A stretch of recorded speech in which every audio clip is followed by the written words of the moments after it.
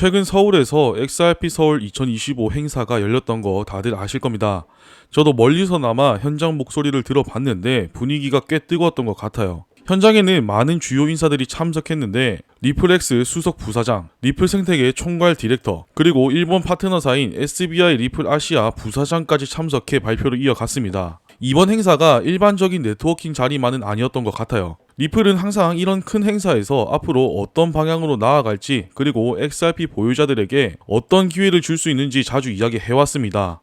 이번에도 역시나 중요한 내용이 많았는데 이번 영상에서는 그 내용 중 여러분들이 관심을 많이 가질 법한 주제로 준비해봤습니다. 지금부터 그 내용이 뭔지 하나씩 체크해보도록 할 건데, 본격적으로 시작에 앞서 구독, 좋아요 잠깐 시간 내셔서 한 번씩 눌러주시고요. 알림 설정까지 해두시면 제가 올려드리는 영상에 대한 소식을 보다 빠르게 받아보실 수 있습니다. 최근 열린 XRP 서울 2025 행사에서 리플이 새로운 기술 MXRP를 공개했습니다. 이게 뭐냐면 유동 스테이킹 토큰이에요. 드디어 XRP에도 본격적인 스테이킹 시대가 열렸다는 게 커뮤니티 반응을 뜨겁게 달궜습니다. 근데 왜 이렇게 반응이 뜨거웠냐? XRP는 그동안 속도와 효율성 면에서는 인정을 받았지만 보유자가 장기적으로 가져갈 인센티브 구조는 다소 부족하다는 지적이 많았습니다. 그래서 투자자 입장에서는 가격 변동으로 인한 수익 말고는 얻을 수 있는 게 적었죠. 그런데 이번에 공개된 MXRP는 XRP를 장기적으로 보유할 이유를 만들어주는 장치란 점에서 의미가 큽니다. 쉽게 말해 XRP를 보관만 하는 게 아니라 스테이킹을 통해 꾸준한 수익을 기대할 수 있는 구조가 만들어진 겁니다. 최근 나오는 이슈들을 보면 리플은 생태계 전체에 금융 인프라로 확장하겠다는 의지가 확실히 보이는 것 같아요.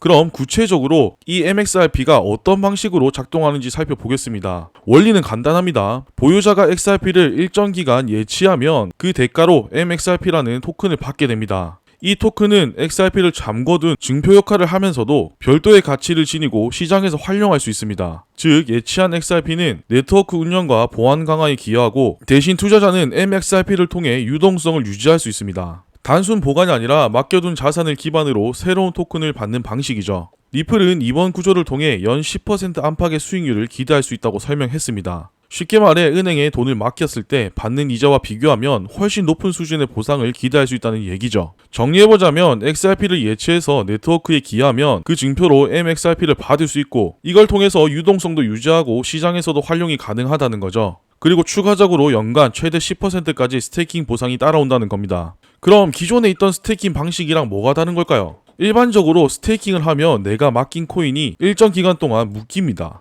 그동안은 매매도 못하고 다른 서비스에도 활용할 수가 없죠. 그래서 수익은 생기지만 유동성이 완전히 사라지는 단점이 있었습니다. MXRP가 이 문제를 풀어준다고 보시면 됩니다. XRP를 맡기면 대신에 MXRP라는 토큰을 받게 되는데 이걸 내가 직접 들고 다닐 수 있어요. 그러니까 원래 XRP는 잠겨있지만 그 증표인 MXRP를 활용할 수 있는 거죠. 필요하다면 시장에서 사고 팔 수도 있고 다른 금융 서비스에 담보로 맡길 수도 있습니다. 즉 보상은 보상대로 챙기면서 자산을 계속 움직일 수 있다는 점이 기존 스테이킹과 가장 큰 차이점입니다. 투자자 입장에서는 묶여있던 코인을 이제는 더 적극적으로 활용할 수 있게 된 거예요.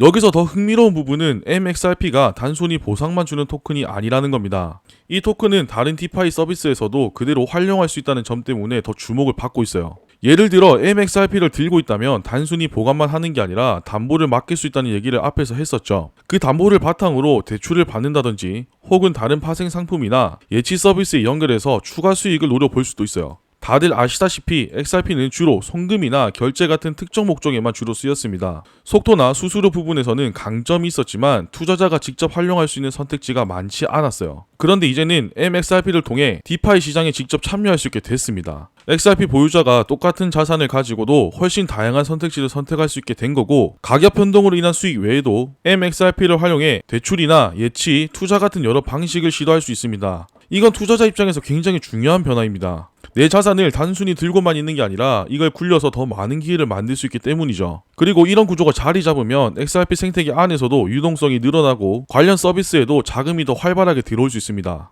MXRP가 기대를 받고 있는 건 사실이지만 무조건 긍정적인 얘기만 할 수는 없습니다. 새로운 기술이 시장에 자리 잡으려면 항상 점검해야 할 부분이 있어요. 먼저 첫 번째는 안정성 문제입니다. 아직 출시된 지 얼마 되지 않았기 때문에 대규모로 자금이 들어왔을 때 시스템이 안정적으로 돌아갈 수 있는지는 검증이 필요해요. 예치와 보상이 제대로 이뤄지는지, 또 예기치 못한 오류가 생기진 않는지가 중요하죠. 두 번째는 보안성 문제입니다. 디파이 시장에서 가장 자주 터지는 문제가 해킹과 취약점인데 MXRP가 다른 프로토콜과 연결되는 순간 공격 표면이 넓어질 수밖에 없습니다. 만약 보안 관리가 허술해진다면 투자자 자산이 위험해질 수 있겠죠. 그리고 마지막 세 번째는 시장 수용성 문제입니다. 이론적으로는 활용도가 높지만 실제로 사람들이 얼마나 쓰느냐가 관건이에요. 담보로 활용되거나 예치 상품에 연결되는 등 구체적인 사용처가 빠르게 늘어나야만 투자자들이 적극적으로 참여할 겁니다. 만약 거래소나 프로토콜에서 지원이 늦어진다면 성장 속도도 더뎌질 수밖에 없겠죠. MXRP는 분명 기대할 만한 부분이 많습니다.